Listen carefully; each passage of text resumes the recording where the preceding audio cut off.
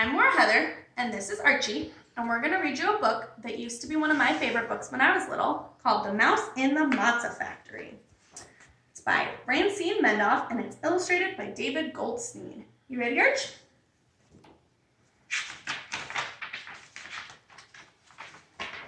Once there was a little mouse who lived in a wheat field in the country. One day, men came and built a fence around the wheat field. Every day, they watched over the growing wheat. They watered the fields, pulled the weeds, and waited for the wheat to ripen. The little mouse watched too. He wondered what was so special about this wheat. When the wheat was ripe, the men cut it down. They worked carefully, making sure to keep the wheat dry. They tied it into bundles and loaded it into a wagon. The mouse decided to follow the wheat.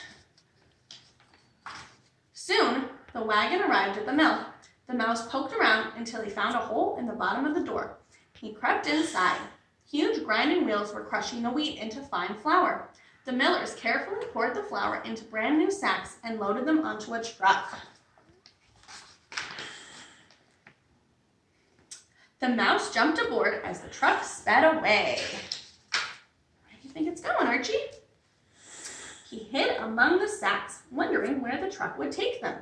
They drove for a long time. They left the country with its open fields and wide spaces and came to the city. The little mouse peeked out. He saw tall buildings. He saw crowds of people. He heard noises of cars and trucks on the street. Look at that. Look at the city. At last, the truck stopped in front of an old building. Workers came out to unload the sacks of flour. Quickly and quietly, the mouse jumped down and followed. Where do you think he's going, Archie? An inspector stood at the door, checking to see that each flour sack was dry and tightly closed. The mouse was afraid he would be discovered, so he climbed into the window ledge and squeezed through a crack and hid behind a clock. There he goes.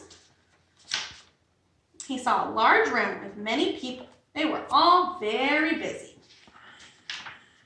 In one area, workers were unloading the sacks of flour. In another place, water.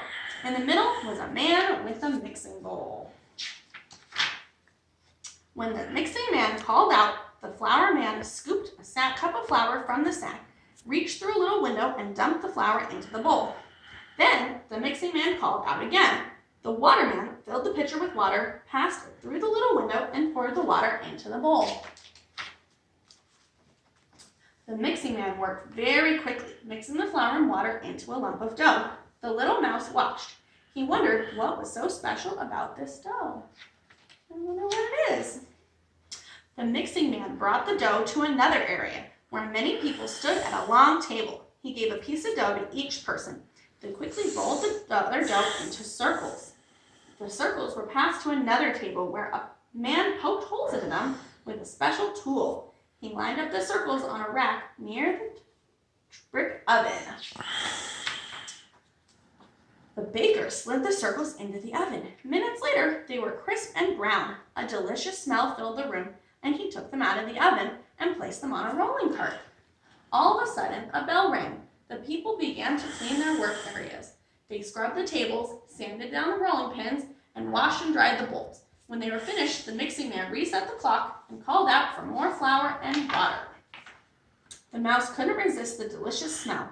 He followed the cart into the room where people were packing the baked circles into boxes and tying them into string.